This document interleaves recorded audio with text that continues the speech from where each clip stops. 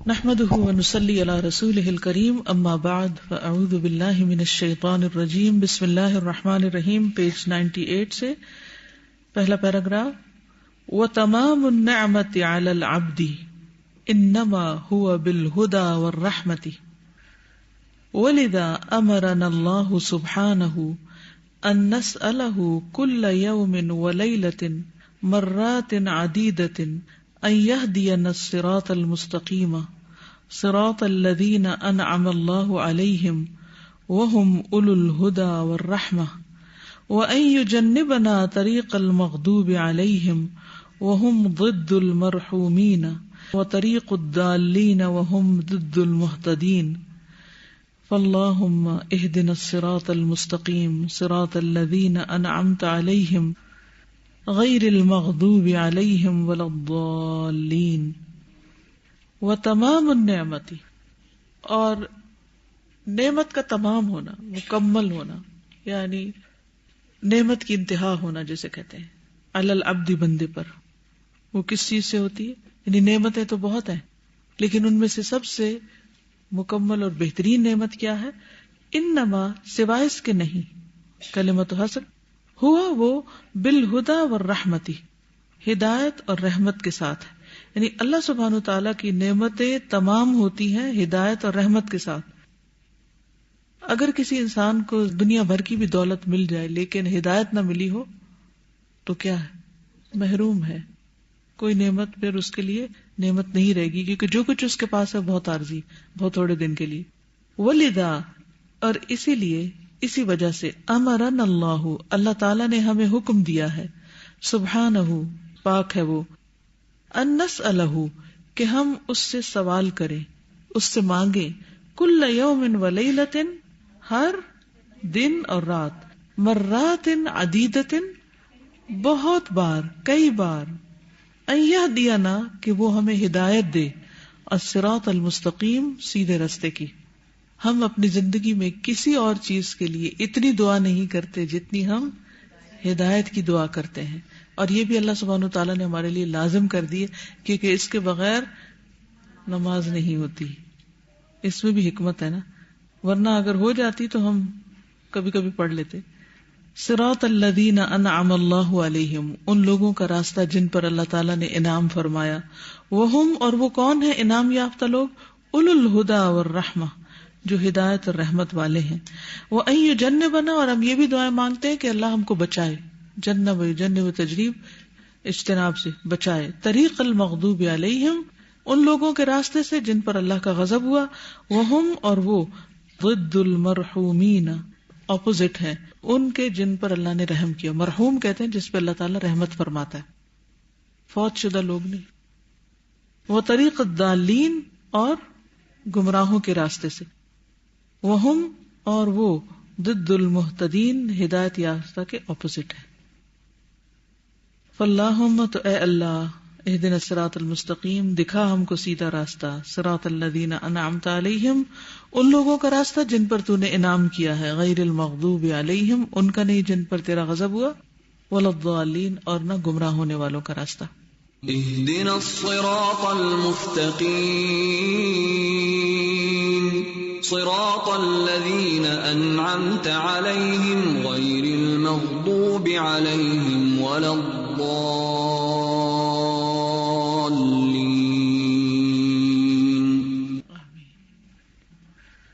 ومن رحمة الله سبحانه وتعالى بالإنسان أن خلقه في أحسن تقويم وأكرمه بالدين وزوده بالسمع والبصر والعقل ولم يكله في الاهتداء إلى عقله وحده ولا على الفطرة وحدها ولا على كثرة ما في الأنفس والآفاق من دلائل الهدى وموجبات الإيمان. کتنی سمجھ آگئی؟ کتنے پرسنٹ؟ کوئی اندازے سے بتائیں کیا کہا گیا ہے، پھر میں ترجمہ کرتی. ٹھیک ہے، پھر عقل وغیرہ دی، پھر یس، اور ہمیں چھوڑ نہیں دیا کہ خود کائنات کی نشانیاں دیکھ کے ہدایت ڈھونڈو. کتنی خوبصورت بات ہے یہ. ومن رحمت اللہ، اور اللہ کی رحمت میں سے ہے سبحانہ و تعالی، بالانسانی، انسان پر، ان یہ کہ خلقہ، اس نے انسان کو پیدا کیا، فی احسن تقویم، بہترین حالت پر، واکرمہ، اور اس کو عزت بخشی، بالدین، دین کے ذریعے، وزودہ، اور اسے عطا کیا، زادرہ جیسے ہوتا ہے نا، ساتھ دیا، بالسمع، کان، والبصر، اور آنکھ، والعقل، اور عقل، ولم یکلہ، اور اسے سپرد نہیں کیا، حوالے نہیں کیا، وکیل توکیل ہوتا ہے نا، حوالے کرنا، کسی کو نامینیٹ کر دینا کہ تم کر لو میری جگہ، ولم یکلہ فی الاہتداء، اور ہدایت کے معاملے میں سپرد نہیں کیا اس کو، الی عقلہ، اس کی عقل کی طرف، یعنی اللہ تعالیٰ نے ہدایت حاصل کرنے کے لیے انسان کو اس کی اپنی ہی عقل کے حوالے نہیں کیا، یہ ایک بہت بڑی رحمت ہے اللہ کی، وحدہ، اکیلے اس کے، ٹھیک ہے عقل فائدہ دیتی ہے لیکن اکیلی عقل کوئی چیز نہیں ہے، ولا علی الفطرۃ وحدہ، اور نہ ہی فطرت کے حوالے، اکیلے اسی کے، کیونکہ کہتے ہیں نا اسلام دین فطرت ہے اور ہر انسان جو ہے فطرت پر ہے، تو فطرت جو ہے اگر سلیم ہو تو انسان ہدایت پا لیتا ہے، نہیں، وہ اس طرف تو چل پڑتا ہے لیکن ہدایت اس وقت تک نہیں ملتی جب تک وحی الہی کے ساتھ تعلق نہ ہو، کوئی کتنا بھی بائی نیچر، کہتے ہیں نا بائی نیچر بڑا اچھا ہے، یا بہت اچھا ہے، اور وہ اس کے سامنے اچھائی آئے تو فوراً قبول بھی کر لیتا ہے، لیکن خالی نیچر کچھ نہیں کرتی، چاہے کوئی کتنا ہی سلیم الفطرت ہو، ولا علی کثرت ما فی الانفس والآفاق، اور نہ اس کثرت پر جو انسان کے نفس کے اندر ہے اور آفاق میں، یعنی پوری کائنات کے اندر، من دلائل الہدی، ہدایت کے دلائل میں سے، وموجبات الایمان، اور ایمان کے اسباب ہیں، یعنی انسان کو حوالے نہیں کیا کس کے، ان نشانیوں کے جو انسان کے نفس کے اندر ہے یا کائنات میں پھیلی ہوئی ہیں، جن کے ذریعے انسان کو ہدایت مل سکتی ہے اور ایمان حاصل ہوتا ہے۔ مثال ہے ابراہیم علیہ السلام کی، ابراہیم علیہ السلام سے زیادہ کون ریشنل تھنکنگ رکھتا تھا اس پورے دور میں اور آج تک بھی، کہ انہوں نے سورج کو دیکھا، چاند کو دیکھا، ستارے کو دیکھا، کیونکہ رب کی پہچان کی تلاش میں تھے، تو وہ پوری اسٹرگل کر رہے تھے کیونکہ ہر طرف شرک کا اندھیرا تھا، کوئی ہدایت دینے والا نہیں تھا، تو وہ کائنات کی نشانیوں پر غور کر رہے تھے، لیکن کیا وہ ان نشانیوں پر غور کر کے اپنے مقصد کو پا سکے؟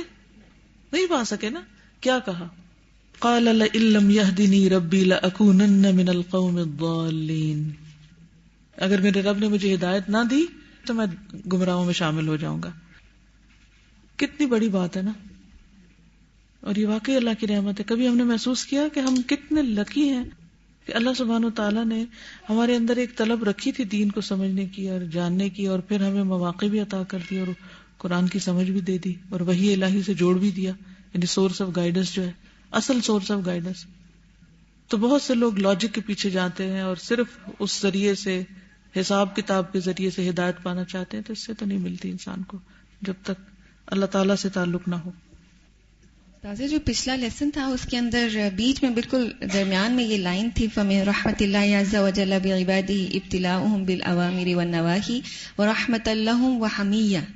تو یہ میں پڑھ رہی تھی تو یہ سوچ رہی تھی کہ اللہ تعالیٰ کا پیشن اور ذیل اور یہ اتنی بڑی رحمت اوامر اور نواہی کے لیے کہ روکنا اور جو احکامات ہیں، تو ایک ایک کر کے when I was noting down کہ جو صلاۃ میں سجدے کے اوپر اب جو سائنٹیفک ریسرچ بتا رہی ہے کہ اتنے فوائد ہیں دنیا میں بھی اور آخرت میں بھی مل رہے ہیں، چیریٹی دینے کے اوپر ہمیں اتنے ہارمونز ریلیز ہوتے ہیں باڈی کے اندر، جو اول رات کے سونے میں جو اللہ تعالیٰ نے تسکنو کہا ہے کہ سکون ہو اور ہمیں اتنا مطلب وہ ہیپینس ہارمونز ریلیز ہوتے ہیں، تو اللہ تعالیٰ نے بندوں کے اس پہ چھوڑ نہیں دیا کہ یہ خود ڈسکور کریں، یا جیسے یوگا کے ایکسپرٹس کہتے ہیں کہ جی آپ آدھی رات میں اٹھتے ہیں اور وہ سجود کا وہ مختلف چیزیں بتائی ہوئی ہیں جو دنیا میں ہمارے لیے فائدہ مند ہیں، ہیلتھ وائز بھی اور آخرت میں بھی فائدہ مند ہے، لیکن اللہ تعالیٰ کی اتنی حمیت جاگی کہ چھوڑ نہیں دیا کہ خود ہی ڈسکور کریں۔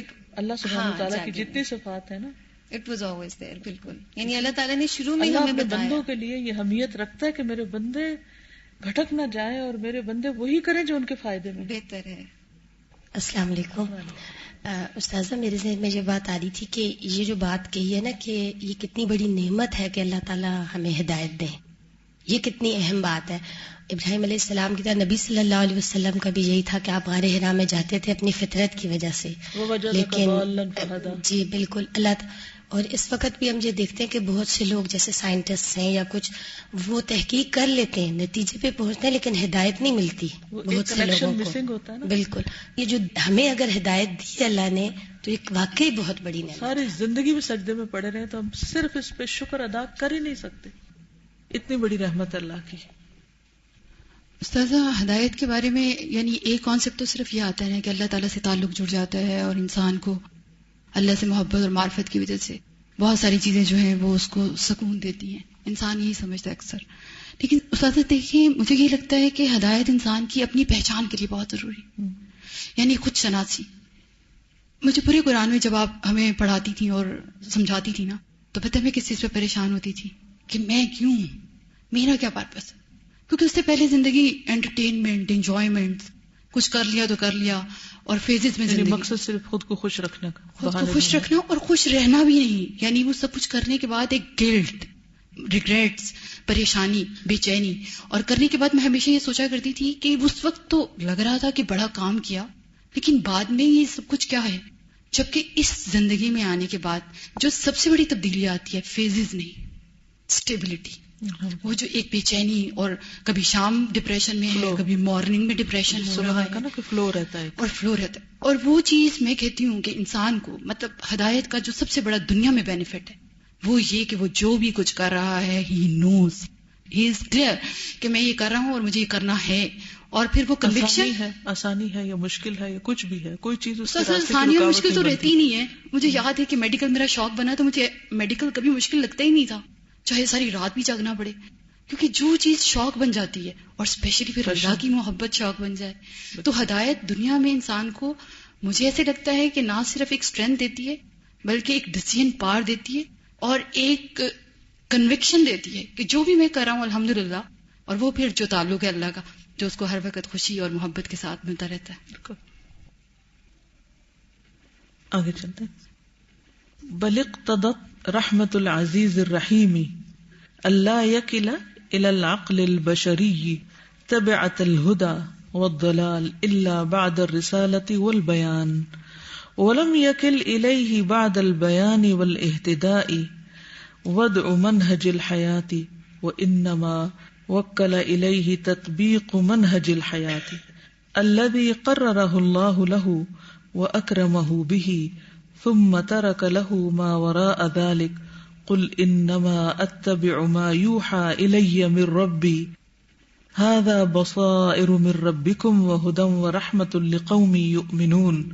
سورة الاعراف. بل اقتضت، بلکہ تقاضا کرتی ہے، رحمت العزیز الرحیم، اللہ سبحانہ وتعالی جو العزیز اور الرحیم ہے اس کی رحمت، اللہ کہ نہ یکل الی العقل البشری، کہ نہ حوالے کرے انسانی عقل کے، کیا نہ حوالے کرے، تبعۃ الہدی، ہدایت کی رسپانسبلٹی. تبع کہتے ہیں ذمہ داری کو، یعنی ہدایت کی ذمہ داری عقل انسانی کے حوالے نہیں کی، اللہ نے اس کے سپرد نہیں کی، اس کے ذمہ نہیں لگائی. والدلال، اور گمراہی کی. الا بعد الرسالۃ والبیان، مگر رسالت اور حق بیان کرنے کے بعد، کہ کون ہدایت پر ہے اور کون گمراہی پر. ولم یکل الیہ بعد البیان والاہتداء، اور نہ حوالے کیا ہے اس کے بیان اور ہدایت دینے کے بعد، وضع منہج الحیات، زندگی کا پروگرام بنانا. وضع ہوتا ہے کسی چیز کو وضع کرنا. کیا ہوتا ہے معنی وضع کرنا؟ تشکیل دینا. اور منہج کہتے ہیں پروگرام کو. یعنی اللہ تعالیٰ نے بندوں کے حوالے یہ ٹاسک نہیں کیا، یا بندوں کو یہ ذمہ داری نہیں دی کہ وہ ہدایت اور گمراہی کے پیمانے بنائیں اور پھر وہ انسانوں کے لیے کوئی ضابطۂ حیات بنائیں، بلکہ اللہ تعالیٰ نے انسانوں کو سب کچھ بنایا دیا ہے، ریڈی میڈ ہے. Every thing is there. اب آپ نے صرف استعمال کرنا ہے اس کو. اگر ہمیں کہا جاتا ساری عقل استعمال کرو اور قرآن لکھو، کر سکتے تھے؟ کبھی بھی نہیں. ساری دنیا کی عقل جمع کر لو اور ایک نبی صلی اللہ علیہ وسلم جیسے کامیاب انسان کی زندگی لکھو اور کچھ ان کی باتیں جو ہیں اس طرح کی کچھ حکمت آمیز باتیں، نہیں، ہم نہیں کر سکتے.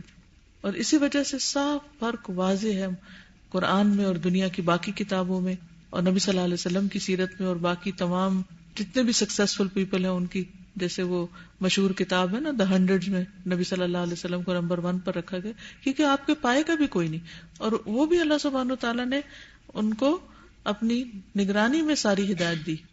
بلکہ ایک تو یہ نا کہ احکام واضح ہیں، بلکہ ان کے جزیات تک واضح کر دیے گئے ہیں الحمدللہ. ورنہ یہی چیز ہے کہ کوئی کسی چیز کو لے لیتا ہے اور کوئی کسی کو، اور اس کے باوجود پھر ہم بھٹکتے ہیں. صرف ایک نماز ہی کو دیکھ لیں کہ قبلہ بتا دیا گیا. اب میں سوچتی ہوں اگر قبلہ نہ ہوتا تو اس حال میں ہم نماز کیسے پڑھتے؟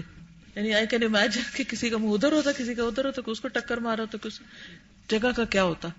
تو یہی ہے نا کہ اس کے باوجود یعنی انسان کی کتنی بڑی بدقسمتی ہے کہ وہ پھر خود ساختہ چیزوں کو لیتا ہے. یعنی اللہ تعالیٰ نے تو ایک چیز پھر انا یؤفکون چلتے چلتے اس کو ایک طرف کر دیتا ہے. پھر طاہرہ آپ کو مائک دے دی.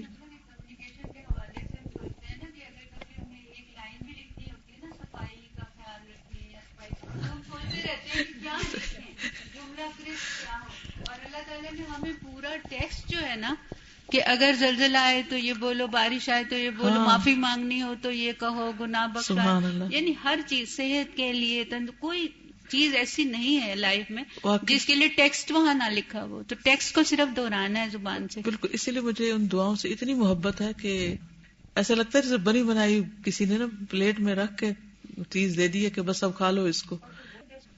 اتنے ویل پلیسڈ اور اتنے ردم میں اور اتنے جچے تلے اور اتنے ڈیپ کہ جتنا بھی غور کر کے رمضان میں زیادہ موقع ملتا ہے نا بار بار دعائیں پڑھنے کا تو اور زیادہ قدر آتی ہے. شکر کرتے ہیں کہ ورنہ جو قبولیت کی جو گھڑیاں ہوتی ہیں جیسے رات کا پچھلا پہرا ہے یا روزہ کھولنے کے وقت ہے، ویسے بھی جو اوقات اذان کے بعد وغیرہ، تو میں نے اس طرح کیا ہوا تھا کہ ایک کتاب رکھی ہوئی تھی جو اذان کے بعد کے لیے نا کہ جو ہی اذان ختم ہو تو جلدی سے اس کو اٹھا کے تو اگلی دعائیں نا، اور میں رک رک کے پڑھتی کہ اچھا کیا مانگ رہی ہوں. تو میں اپنے اوپر نہیں ڈیپینڈ کرتی تھی کہ اچھا میں اب خود سے کیا مانگوں، کہ تھوڑا سا مانگنے کے بعد اچھا ہاں وہ سوچنے میں پڑ جاتا بندہ، اچھا وہ فلاں نے بھی کہا تھا اس کے لیے مانگ لو، یہ کرو. وی آر نو ویئر صلی اللہ علیہ وسلم. بالکل، کیونکہ وہ اتنی اچھی ہے کہ اپنا لگتا ہے کچھ مانگنا ہی نہیں آتا، سلیقہ ہی نہیں آتا. آپ کنوے ہی نہیں کر سکتے، وہ کرسپ اتنے ٹو دا پوائنٹ اور ایکسپلینیٹری. بالکل. تو اس اینگل سے بھی کبھی اپنے دین کو دیکھیں کہ ہمیں سب کچھ تیار کر کے دے دیا گیا ہے اور ہمارا کام صرف کیا ہے، وَإِنَّمَا وَكَّلَ إِلَيْهِ تَطْبِيقُ امپلیمنٹیشن منہج الحیات. زندگی کے اس پروگرام کو اپنی زندگیوں میں امپلیمنٹ کرنا ہے، ہمیں صرف اس کی ذمہ داری دی گئی ہے اور امپلیمنٹیشن میں ہم فیل ہو جاتے ہیں. الذی قررہ اللہ لہ، جو اللہ سبحانہ وتعالی نے اس کے لیے مقرر کیا ہے، واکرمہ بہ، اور اس کے ساتھ اس کو عزت بھی دی. ثم ترک لہ ما وراء ذلک، پھر چھوڑ دیا اس کے لیے جو اس کے علاوہ ہے. قل انما اتبع، آپ بھی کہہ دیجئے کہ بے شک میں پیروی کرتا ہوں، ما یوحی الیہ، جو وحی کی جاتی ہے میری طرف، من ربی، میرے رب کی طرف سے. ھذا بصائر من ربکم، یہ تمہارے رب کی طرف سے بصیرتیں ہیں، روشنیاں ہیں. وہدن، اور ہدایت. ورحمت، اور رحمت. لقوم یؤمنون، اس قوم کے لیے جو ایمان لائے. بصائر دلائل کے لیے بھی آتا ہے اور وزڈم. اس میں جو اکرمہ بھی تم ترک لہ ما وراء ذلک، یعنی ترک لہ ما وراء، یعنی اس کے علاوہ اس کو مکلف نہیں کیا، بس جو دیا ہے اسی کی ذمہ داری. ٹھیک ہے نا. یعنی مثلاً کچھ چیزیں فرض کے درجے میں، کچھ نفل، کچھ مستحب وغیرہ ہیں. تو اگر اللہ تعالیٰ ہمیں کچھ ایسے ٹاسک دے دیتا کہ ہر روز ایک درخت ضرور لگانا ہے، 5 نمازیں پڑھتے ہو نا تو 5 درخت لگاؤ، اور مثلاً اور اس طرح کے کچھ کام ہمیں دے دیے جاتے، یعنی کہ بس ضروری چیزیں ہمیں دے دی گئی، اس کے علاوہ جو ہے نا وہ اس پر لازم نہیں کیا گیا.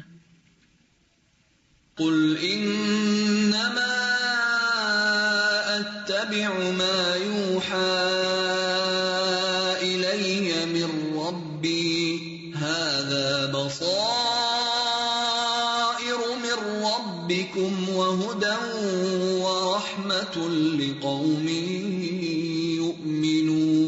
يؤمنون. یہ طرح کا جو ہے نا قررہ کے اپوزٹ ہے. قررہ یعنی جو مقرر ہے اس کے علاوہ باقی لازم نہیں ہے. ومن رحمت اللہ سبحانہ انہ اقام الدلائل الکونیۃ فی ھذا الکون، والتي تدل على عظمة الخالق ووحدانيته وقدرته وتدبيره، وملأ الفطرة بالأشواق إلى ربها والاتصال ببارئها والإذعان له، ووهبه السمع الذي يدرك به المسموعات والبصر الذي يدرك به المرئيات، ووهبه العقل الذي يحصي به الشواهد، ولكن الله الكريم الرحمن مع هذا كله رحم العباد وأعفى الناس من حجية الكون وحجية العقل وحجية الفطرة ما لم يرسل إليهم الرسل الذين يعرفون الناس بربهم وما ينبغي له وليزنوا حياتهم بالحق الذي جاءوا به، وحينئذ إما أن يؤمنوا فينالوا الثواب أو تسقط حجتهم ويستحق العقاب۔ ومن رحمت اللہ سبحانہ، اور اللہ سبحانہ تعالیٰ کی رحمت ہے، انہو کہ بے شک اس نے اقامت دلائل قائم کیے ہیں دلائل، الکونیت کونی بھی، فی ھذا الکون اس کائنات میں، یعنی تفسیر کرتے ہوئے انہیں بہت دفعہ دلائل کی قسمیں بتائی ہیں۔ دلائل یامین آیات، نشانیاں، دلائل الکونیہ یعنی کائنات میں جو نشانیاں بکھری ہوئی ہیں وہ بھی اللہ سبحانہ تعالیٰ نے رکھی ہیں بطور دلائل کے۔ والتی تدل، اور وہ دلالت کرتی ہیں یا رہنمائی کرتی ہیں، علی عظمت الخالق، خالق کی عظمت کی، کتنا بڑا ہے وہ کریٹر۔ جب ہم کسی بھی چیز کو دیکھتے ہیں، مثلا سورج کی طرف ہم دیکھ نہیں پاتے، تو جس چیز کو ہم دیکھ نہیں پاتے اس کو کیا ہم بنا سکتے ہیں؟ ہم نہیں بنا سکتے، تو کسی اور نے بنایا، تو وہ خالق بہت ہی عظیم ہے۔ تو کسی بھی چیز کے اندر جب ہم غور و فکر کرتے ہیں اور اس چیز کے فائدے اور اس کی ہیبت ہمارے اندر آتی ہے تو فوراً کریٹر کی طرف ذہن جاتا ہے کہ وہ کتنا بڑا ہے۔ وہ وحدانیت ہی، اور یہ جو دلائل کونیہ ہیں، کائنات میں بکھرے ہوئے دلائل ہیں، یہ اللہ تعالیٰ کی وحدانیت کی طرف ہماری رہنمائی کرتے ہیں۔ وہ قدرت ہی، اور اس کی قدرت کی طرف، وہ تدبیر ہی، اور اس کی پلاننگ کی طرف، وہ ملأ الفطرت، اور اس نے بھر دیا ہے فطرت کو، بالاشواق الی ربہا، ساتھ شوق کے اپنے رب کی طرف، یعنی ہمارے اندر پروگرامنگ کر دی گئی، ہماری فطرت میں یہ رکھ دی گئی کہ ہم اپنے کریٹر سے جا ملیں، یا اپنے کریٹر کو دیکھیں، یا اپنے کریٹر کو جانیں۔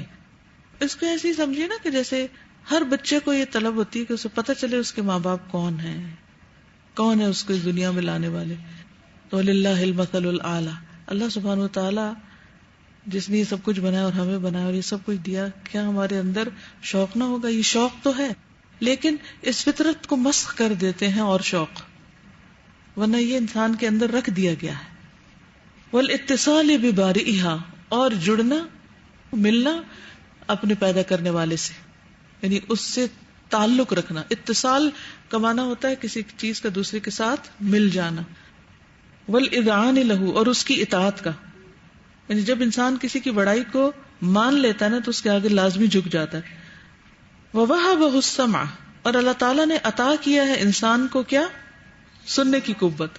الذی، وہ جو، یدرک بہ، پاتا ہے اس کے ساتھ یا حاصل کرتا ہے، المسموعات، سنی ہوئی چیزوں کو، یعنی جن کو وہ سنتا ہے اس قوت کے ذریعے اس کا ادراک کرتا ہے، پرسیو کرتا ہے ان کو۔ وَوَهَبَهُ السَّمْعَ الذی یدرک، کون یدرک؟ انسان، بہ، ساتھ اس کے، کس کے؟ السمع کے، کیا؟ المسموعات، مسموعات یعنی جو بھی لفظ سنتا ہے۔ والبصر، اور آنکھیں، الذی یدرک بہ، جس کے ذریعے پا لیتا ہے، المرئیات، ویژولز کو، جو بھی ہم چیز ویژولائز کر رہے ہیں یہ اللہ کی دی ہوئی طاقت کے ذریعے اور اس قوت کے ذریعے کر رہے ہیں۔ ووہبہ العقل، اور اللہ نے اس کو عقل عطا کی، الذی، وہ جو، یحصی بہ، احاطہ کرتی ہے اس کے ساتھ، الشواہد، مختلف گواہیوں کا، یعنی مختلف دلائل کا۔ شواہد یہاں نشانیوں کے معنی میں استعمال ہو رہا ہے، یعنی عقل کے ذریعے پھر انسان ان مختلف نشانیوں کو گراسپ کرتا ہے۔ ولیکن اللہ الکریم الرحمن، لیکن اللہ تعالیٰ جو الکریم الرحمن ہے، مع ھذا کلہ، اس سب کے ساتھ، رحم العباد، بندوں پر مہربان بھی ہے۔ وعاف الناس، اور اس نے ایکسکیوز کر دیا ہے لوگوں کو، من حجیت الکون، کائنات کے دلائل سے ہدایت پانے سے۔ حجیت کیا ہوتی ہے؟ حجیت حدیث، دلیل، یعنی کائنات کے دلائل سے ہدایت پانے کا مکلف نہیں قرار دیا ہمیں، ہمیں یوں نہیں چھوڑ دیا کہ اچھا جاؤ اور کائنات کو دیکھ کر، حالانکہ اس نے ہمیں کان، آنکھیں، سب کچھ دی، لیکن اس کے باوجود وہ مہربان ہے کہ اس نے ہمیں ان پہ چھوڑا نہیں کہ اچھا ٹھیک ہے اس کے ذریعے ہدایت پالو. یہ بہت بڑی رحمت ہے. ٹولز دے دیے ہدایت کے لیے، کان، آنکھ، عقل، اور کائنات میں نشانیاں بھی دکھا دی، پھر ہدایت بھی دی. یہی تو رحمت ہے. فقہ رحمت الرب پڑھ رہے ہیں نا ہم، اللہ کی رحمت کی سمجھ، کیسے مہربانی، کیا کیا رحمتیں اس کی. ہم کبھی اتنا ڈیپلی سوچتے ہیں؟ کبھی بھی نہیں سوچا. تو ایک اینگل ہے یہ سوچنے کا. اچھا اس کو آپ اس طرح سمجھیں کہ آپ اگر کسی کو مثلا پیسے بھی دیں اور سواری بھی دیں اور نقشہ بھی دیں، راستہ بھی بتا، سارا کچھ کر کے پھر اس کے بعد اس کو چیز بھی خود ہی فراہم کر دیں، جو لینے گیا وہ بھی وہاں لا کے رکھ دے، اچھا یہ سب کچھ اس کا دیا ہوا ہے نا. یعنی اس نے ہمیں کان، آنکھ، سب کچھ دی، دلائل بھی دیے اور پھر ہدایت بھی دے دی. جیسے کہتے ہیں نا پکی پکائی کھیر یا حلوہ ہے، صرف اس کو کھانا ہے ہم نے، لیکن ہم وہ بھی نہیں کھانا چاہتے. مینول بھی ہے، رول ماڈل بھی ہے، سب کچھ ہے. پھر بھی نہیں چھوڑا کہ کتاب دے کے چھوڑ دیا ہو، صرف مینول دے کے بھی نہیں چھوڑ دیا، بلکہ کیا ہے، پریکٹیکل کر کے بھی دکھایا کہ اس طرح کرنا ہے. اور پھر اس پر انعام بھی کہ اچھا کرو گے تو ثواب بھی ملے گا اور اس میں جنت ملے گی. پھر ہمارا کیا ہے، ایک چھوٹی سی ایفرٹ نہیں لگا سکتے. اوپن بک ٹیسٹ ہے اور جواب بھی ساتھ ساتھ بتا دی، یہ اس کا یہ جواب، اس کا یہ، اس کا یہ رزلٹ بھی تو بتا دیا، رزلٹ بھی پہلے سے دکھا دی. فطرت میں پہچان رکھی، کائنات میں دلائل رکھی، اوپر سے وہی بھیج کے تو مکمل کر دیا اس کو. اور انسان کو ایکسکیوز کر دیا، یہ نہیں اس کو پکڑا نہیں، میں نے اتنے دلائل دکھائے تمہیں سمجھ نہیں آتی تھی. وحجیت العقل، اور عقل کی دلیل، وحجیت الفطرہ، اور فطرت کی دلیل، ان سب چیزوں سے اللہ نے انسان کو ایکسمپٹ کر دیا. ما لم یرسل الیہم الرسل، جب تک کہ ان کی طرف رسول نہیں بھیجے. الذین یعرفون الناس، وہ جو لوگوں کو بتاتے ہیں، بربہم، ان کے رب کے بارے میں، ان کی معرفت دلاتے ہیں. وما ينبغی لہ، اور نہیں ہے اس کے لیے جائز. ولیزنوا حیاتہم، چاہیے کہ موازنہ کرے اپنی حیات کا، بالحق، ساتھ حق کے، الذی جاؤ بہ، وہ جو اس کو لائے ہیں. وحینئذ، یعنی پیغمبروں کے راستے کی طرف. وحینئذ اما یؤمنوا فینالوا الثواب، یا تو ایمان لائیں گے تو ثواب پائیں گے، او تسقط حجتہم ویستحق العذاب، یا ان کی حجت جو ہے وہ گر جائے گی اور وہ عذاب کے مستحق ہو جائیں گے. کیونکہ ہر شخص اپنے طریقے کی کوئی نہ کوئی حجت یا دلیل رکھتا ہے کہ میں اس طریقے پر کیوں ہوں. جیسے کہ جو ٹرینٹی کو مانتے ہیں وہ تو ان کی دلیل ختم ہو جائے گی کہ اللہ تعالیٰ نے ہدایت جو تھی وہ بتا دی تھی کہ صحیح جواب کیا، اس کے باوجود کو غلط لکھے تو پھر وہی پکڑے جائیں گے. ومن رحمت اللہ بالبشریۃ وبرہ بہم ان تفضل علیہم بارسال الرسل تترا وهم یکذبون ویعاندون ویشردون وینأون ولکن اللہ حلیم غفور لا یؤاخذ الانسان باخطائہ وخطایاہ ولا يحبس عنه بره وعطایاہ ولا يحرمه هداه ثم لا يأخذه بالعقاب في الدنيا او في الآخرة حتى تبلغه الرسل فيعرض ويكفر ويموت وهو كافر ويدرج للعقاب كما قال سبحانه وما كنا معذبين حتى نبعث رسولا. ومن رحمت اللہ بالبشریت، اور اللہ تعالیٰ کی انسانوں پر جو رحمت ہے، بشریت پر، انسانیت پر. وبرہ بہم، اور اس کا احسان ان پر. بر الوالدین، کس کا مطلب کیا ہوتا ہے؟ والدین کے ساتھ احسان کا. ان تفضل علیہم، کہ اس نے ان پہ فضل فرمایا ہے. کس طرح؟ بارسال الرسل، بولیے نا، کوئی ترجمہ کیجیے تھوڑا سا کوشش. رسول بھیج کر، تترا، پے در پے، مسلسل. وہم، اور وہ لوگ کیا کرتے رہے؟ یکذبون، جھٹلاتے رہے. ویعاندون، اور ریزسٹ کرتے رہے. معاندہ ہوتا ہے ریزسٹ کرنا. ویشردون، اور ونڈر اراؤنڈ کرتے رہے، بھاگتے رہے ادھر ادھر. وینأون، اور اس سے رکتے رہے. ولکن اللہ حلیم غفور، لیکن اللہ تعالی بردبار ہے، غفور ہے. لا یؤاخذ الانسان باخطائہ، نہیں پکڑتا انسان کو اس کی خطاؤں کی وجہ سے. وخطایاہ، اور اس کی خطاؤں سے. اخطاء اور خطایا میں تھوڑا سا فرق. ولا يحبس عنہ برہ، اور نہیں روکتا اس سے اپنا احسان. وعطایاہ، اور اپنی بخششیں. ولا يحرمہ ہداہ، اور اپنی ہدایت سے محروم نہیں کرتا. ثم لا يأخذہ بالعقاب فی الدنیا، پھر نہیں پکڑتا اس کو ساتھ سزا کی دنیا میں، او فی الآخرت، یا آخرت میں. حتی، یہاں تک کہ تبلغہ الرسل، پہنچائے اس کے پاس رسول.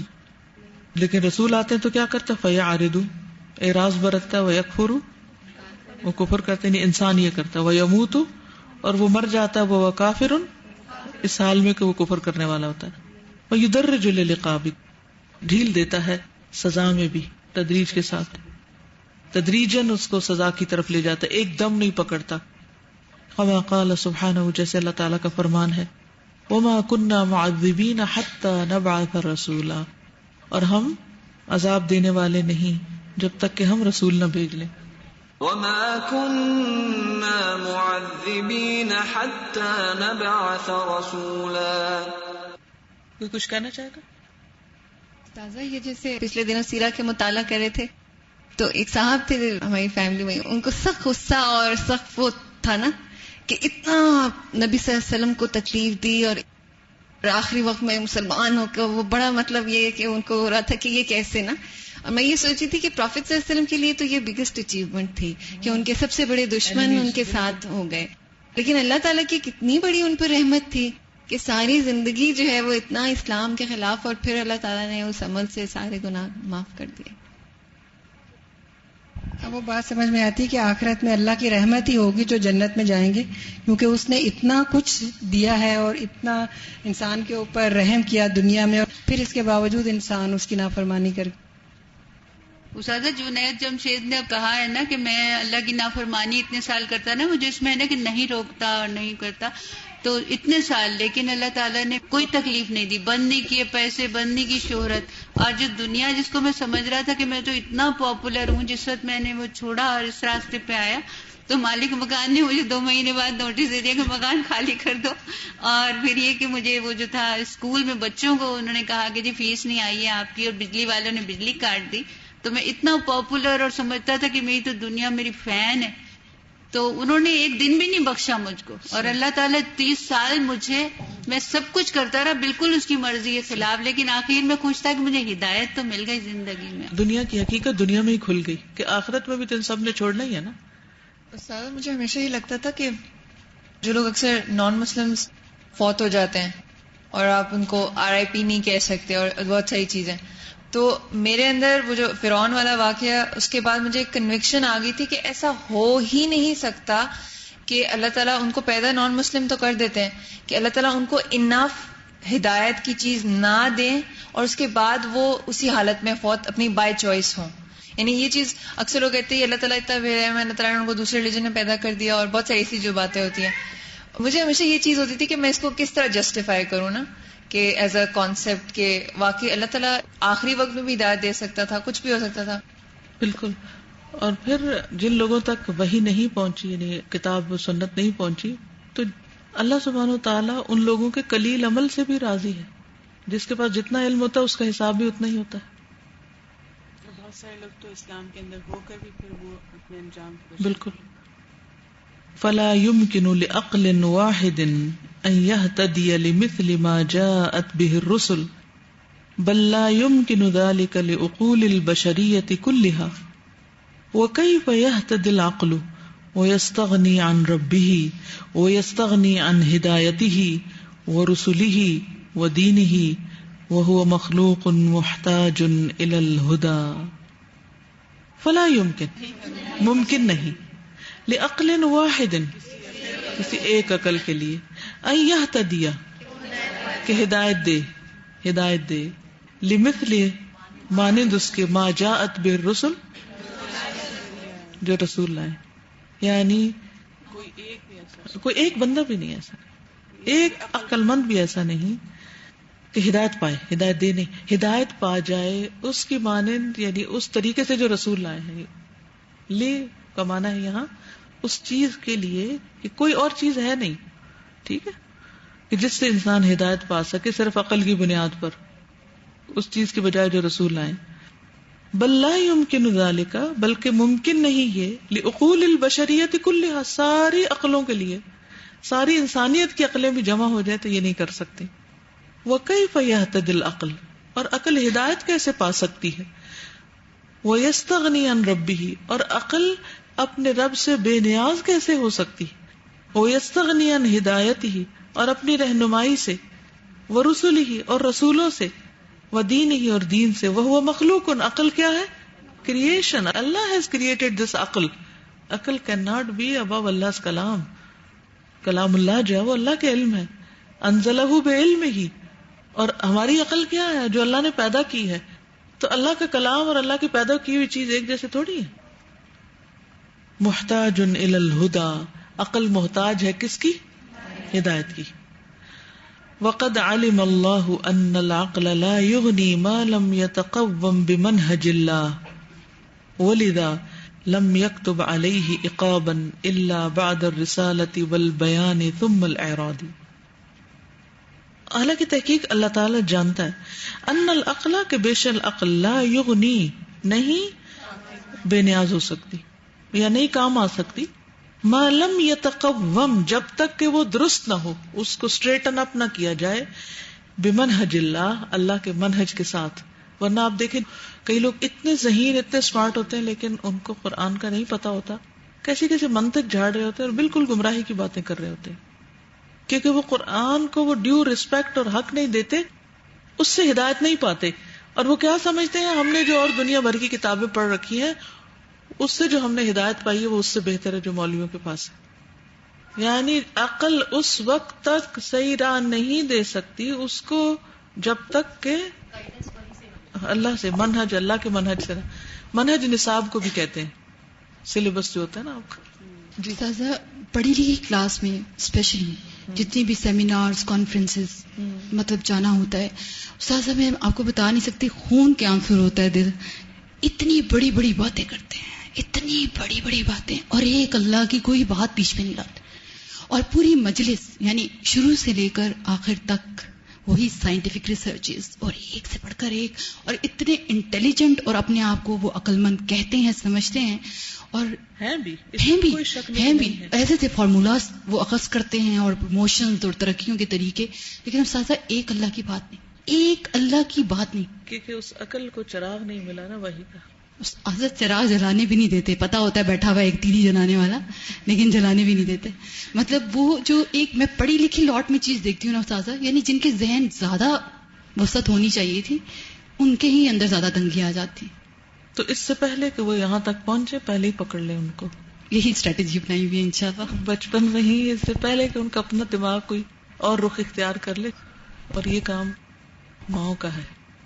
آج جب میں باہر نکلی تو ایک بچی نے بہت اچھی بات کی، انہوں نے کہا کہ یہ ہمیں لیڈر بنانے کی بات تو تھی، مجھے اس پر چاہیے کہ ایک لیڈر کی ماں کیسے ہوتی ہے نا، کہ who produces leaders، یعنی کہ they are women.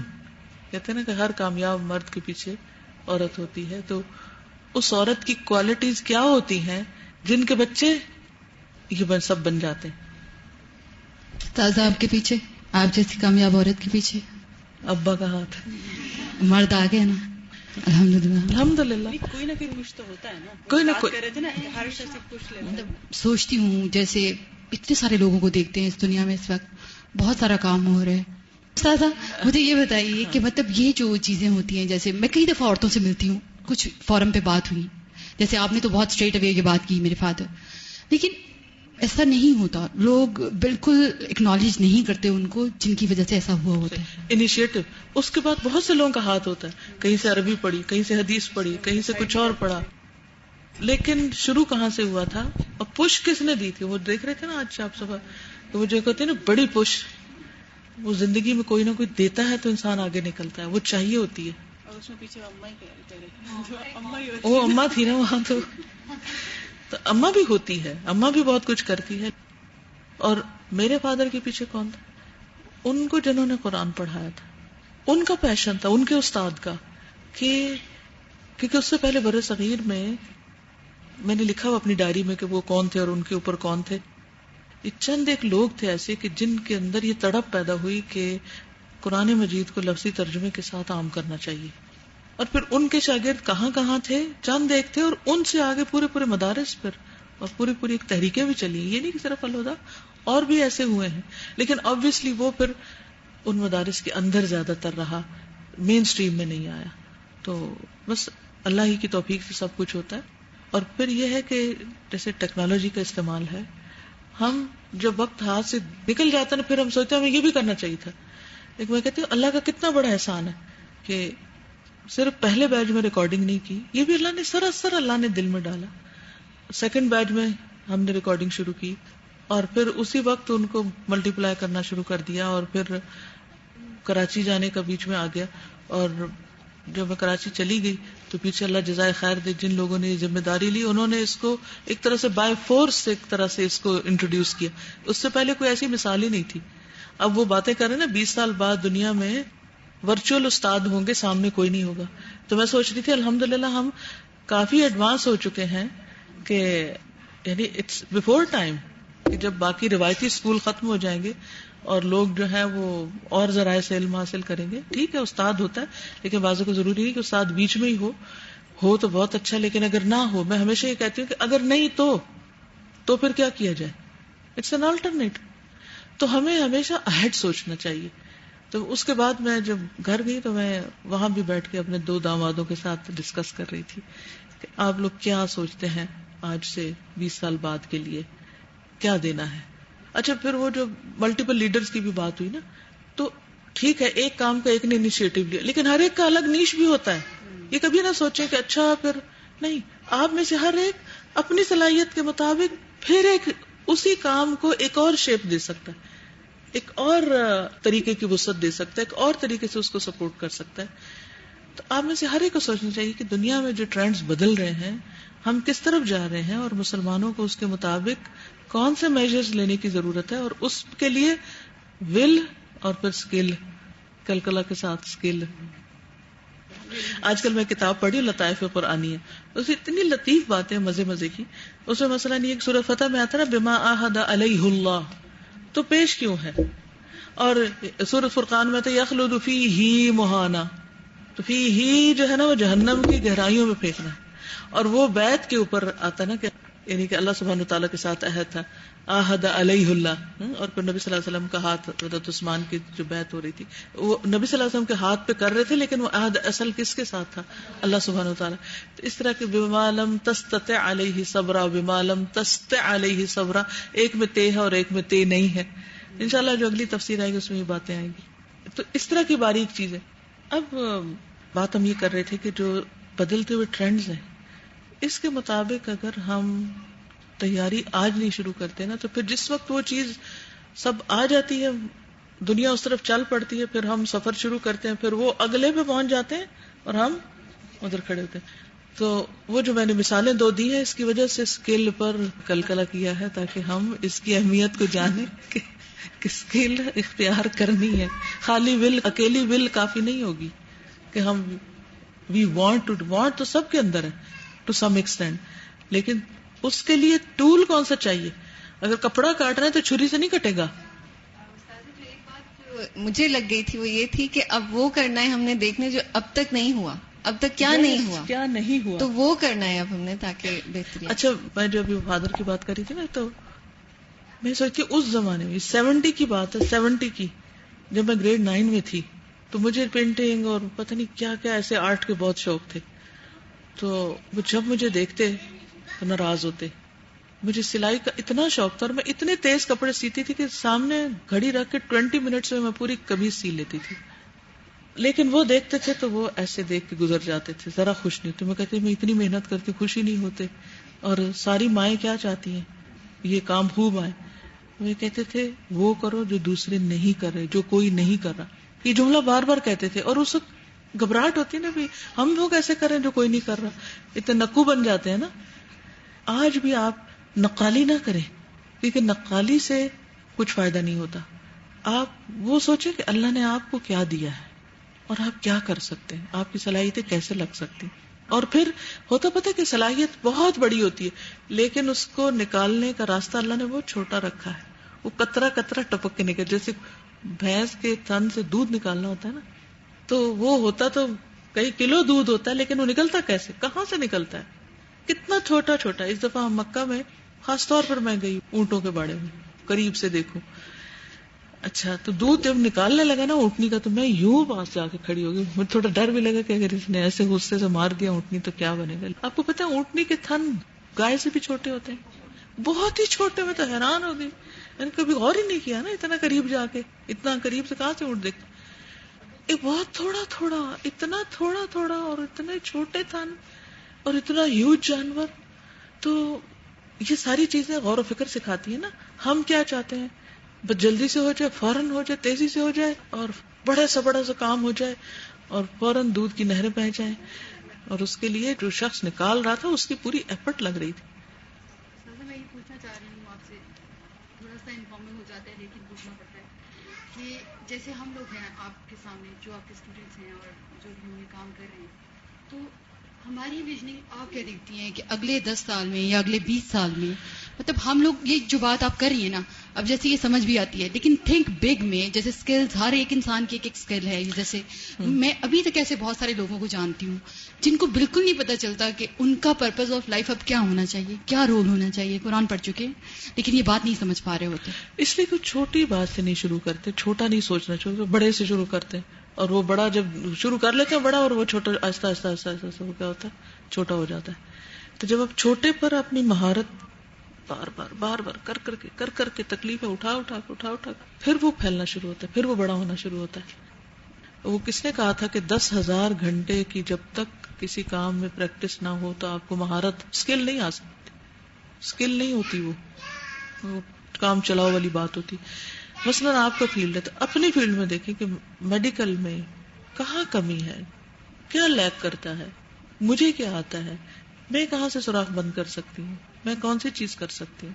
تو بعض اوقات روایتی اور بعض اوقات غیر روایتی طریقے جو ہیں وہ ضروری ہوتے ہیں، کیونکہ بعض اوقات ہم صرف روایتی طریقوں پہ چل کے اس ٹاسک کو اچیو کرنا چاہتے ہیں جو اس طریقے سے نہیں ہو سکتا. لیکن چونکہ دوسرا راستہ لمبا بہت ہوتا ہے تو ہم کہتے ہیں اتنا سفر کون کرے، چھوڑو اس کو. وہ لمبا ہو مگر ہو سکتا ہے آپ نہ کر سکیں، لیکن آپ کی مثال سے بہت سے اور اس راستے پہ آ جائیں تو وہ مل کے سارے جب کچھ دیں گے تو پھر تبدیلی ہوگی انشاءاللہ. ابھی جو آپ بات کر رہی تھی نا دودھ کی، تو ابھی چند دن پہلے کسی سے ملنے کا اتفاق، وہ فارم شروع کرے تھے، وہ بتا رہے تھے آسٹریلین کاؤ ایک دن میں 60 کلو دودھ دیتی ہے، 60 کلو ایک کاؤ. اور وہ نکلتا کہاں سے؟ تو میں تب سے یہ سوچ میں، تب سے ریلی ابھی تک میں یہی سوچی چلی جا رہی تھی کہ ایک گائے اتنا دودھ ایک دن میں خالی، تو مطلب کتنی امیزنگ کھول کے نہیں نکلتا، کتنی مشکلوں سے، لیکن اتنا کچھ آ جاتا ہے ایک دن میں. ان رحمت اللہ واسعۃ، بے شک اللہ کی رحمت وسیع ہے. وسعت کل شیء، ہر چیز پر چھائی ہوئی ہے. وہی تتمثل فی مظاہر کثیرۃ، اور وہ بہت سے مظاہر میں نظر آتی ہے. تتمثل یعنی صورت اختیار کرتی ہے بہت سے مظاہر میں. لا یحصیها العبد، بندہ اس کا احاطہ نہیں کر سکتا. ویعجز الانسان عن مجرد ملاحقتها وتسجیلها، اور عاجز آ جاتا ہے انسان صرف اس کے پرسوٹ سے اور اس کو رجسٹر کرنے سے. یعنی انسان جب اللہ سبحانہ وتعالی کی قدرتوں پہ غور کرنے لگتا ہے نا، ایسے ایسے اتنے انکشافات ہوتے ہیں، اتنی چیزیں نظر آتی ہیں کہ ان کو انسان رجسٹر بھی نہیں کر سکتے. آپ سب یقینی طور پہ کہیں گے کہ جب آپ نے قرآن مجید پڑھا تو کیسے کیسے آئیڈیا اور کیسے کیسے کرامتیں ہوئی نا. یعنی کرامتوں سے مطلب یہ ہے کہ آپ سوچ رہے تھے اتنے میں وہی آیت آ گئی، آپ کے گھر میں کوئی مسئلہ ہوا تو وہی اسی کا جواب آ گیا. کیا آپ نے وہ سب لکھا کہیں، رجسٹر کیا کہیں آپ نے؟ نہیں نا، پاسبل نہیں. ہم ایک دن میں اتنا کچھ دیکھتے ہیں اللہ کی رحمتوں قدرتوں میں سے.